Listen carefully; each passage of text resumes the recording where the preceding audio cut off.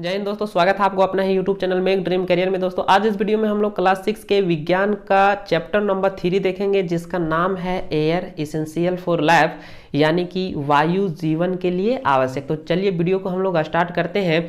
यहाँ पर बोल रहा है कि आपने रस्सी या तार पर टंगे कपड़ों को हिलते देखा होगा। जब कपड़ा धोया जाता है तो उसको सूखने के लिए हम लोग तार पर या फिर उसको हम लोग रस्सी पर जो बांधा हुआ रहता है दोनों छोर से, पर उसको हम लोग टांगते हैं सूखने के लिए, ठीक है। तो वो क्या है, हिलते रहते हैं, आपने देखा होगा। आगे बोलता है कि चलती हुई पंखे के नीचे किताबों के पन्ने को फड़फड़ाते हुए देखा होगा। जब रूम में कमरे में जब फैन चलता रहता है तो वहां पर जो किताब खुले रहते हैं उसके पेज जो हैं वो फड़फड़ाते रहते हैं, ठीक है। आपने पेड़ों की पत्तियों को भी हिलते हुए देखा होगा।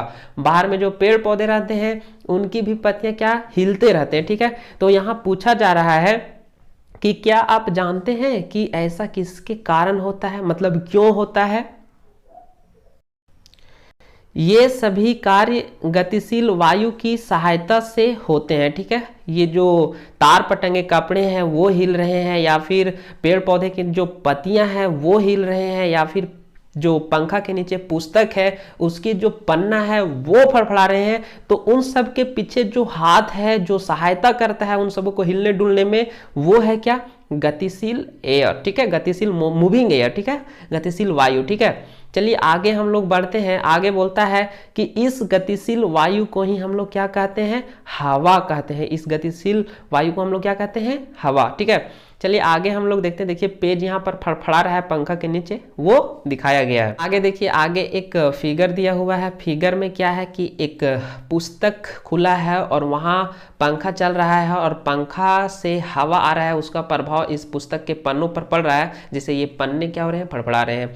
आगे लिखता है कि वायु हमारे जीवन को सहज बनाती है, यानी कि वायु हमारे जीवन को आसान बनाती है। वहीं दूसरी ओर यह हमें हानि भी पहुंचा सकती है। वायु है वो हमारे लिए आवश्यक है, लेकिन नुकसान भी पहुंचा सकता है, ऐसा कह रहा है, ठीक है। आइए देखते हैं कि ये वायु जो है वो हमारी सहायता या मदद किस तरह से करता है। तो देखिए बोल रहा है वायु की सहायता से निष्पावन, जिसको हम लोग ओसाना गांव में बोलते हैं हम लोग, ठीक है, विधि द्वारा हल्के भूसे को भारी अनकणों से अलग करते हैं, ठीक है। ये बहुत ही अच्छा उदाहरण है। आप देखे होंगे कि जब हम लोग धान काट के लाते हैं खलिहान में, वहाँ पर जब धान का जो अन्न है वो जब हम लोग अलग करते हैं तो उस प्रोसेस में क्या होता है कि धान के साथ पुआल का कुछ छोटे छोटे अंश टुकड़े रह जाते हैं। तो उसको हम लोग अलग करने के लिए क्या करते हैं, धान को हम लोग सूप की सहायता से हम लोग ओसाते हैं। क्या करते हैं, ओसाते हैं। उससे क्या होता है, पुआल का जो अंश है वो हवा के साथ क्या होता है, उड़ जाता है, हवा के साथ दूर चला जाता है और धान सामने गिर जाता है, और फिर हम लोग धान से उस पुआल के अंश को अलग कर लेते हैं। वहां पर हमारा मदद कौन कर रहा है, तो वहां जो मदद कर रहा है वो है वायु बाबा। कौन है, एयर, ठीक है। चलिए तो आगे हम लोग बढ़ते हैं।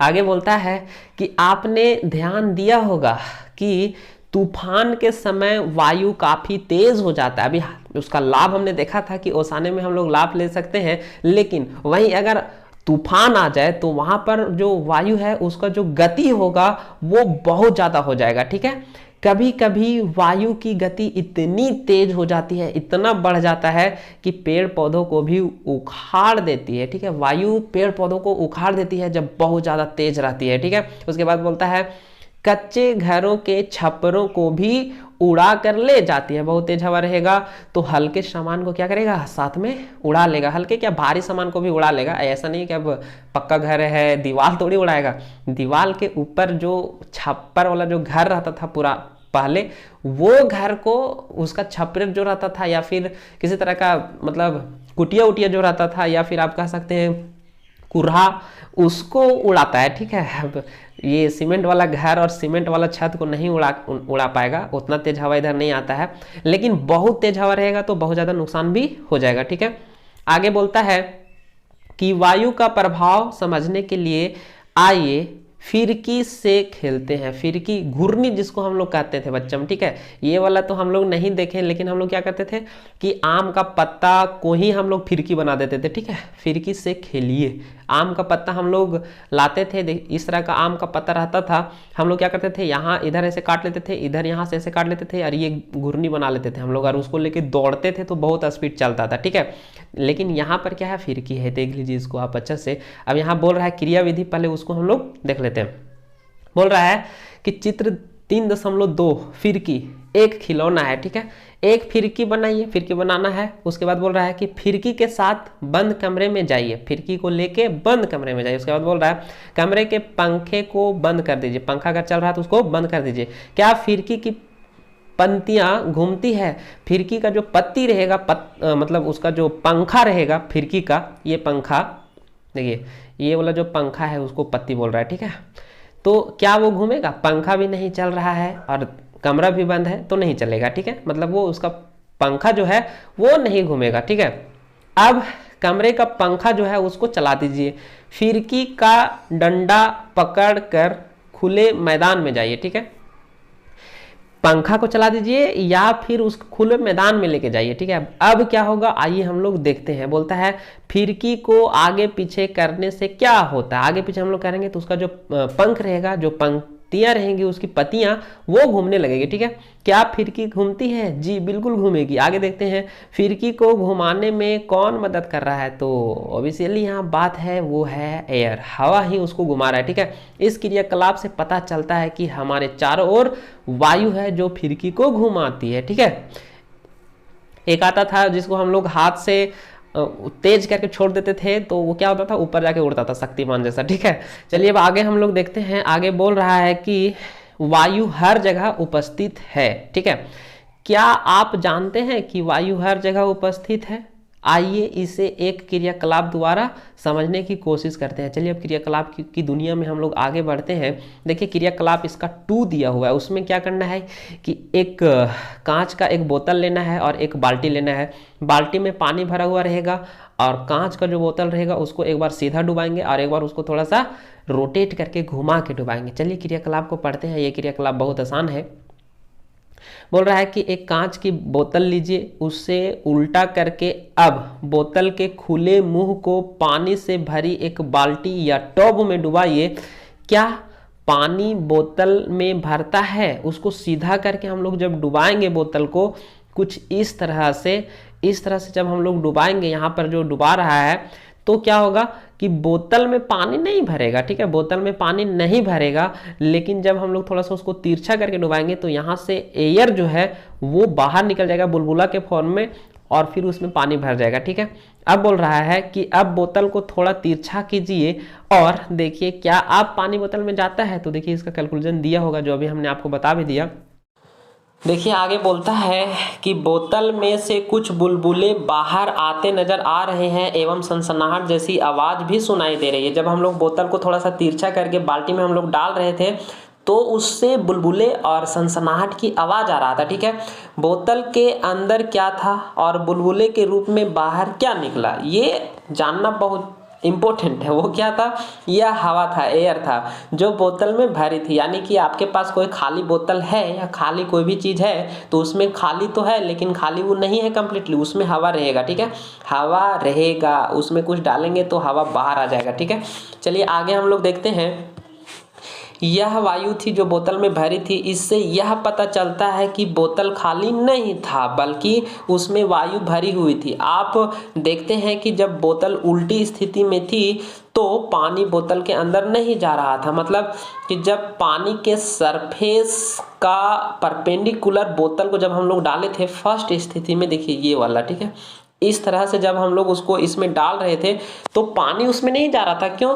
क्योंकि यहाँ से हवा निकालने के लिए जगह नहीं है। लेकिन इस स्थिति में क्या है कि यहाँ बुलबुला के रूप में हवा जो है वो बाहर आ जा रहा है लेकिन यहाँ पर नहीं निकल रहा। तो पानी हवा जब नहीं निकलेगा तो खाली नहीं होगा बोतल, और जब बोतल खाली नहीं होगा तो उसमें पानी नहीं अंदर जाएगा, ठीक है।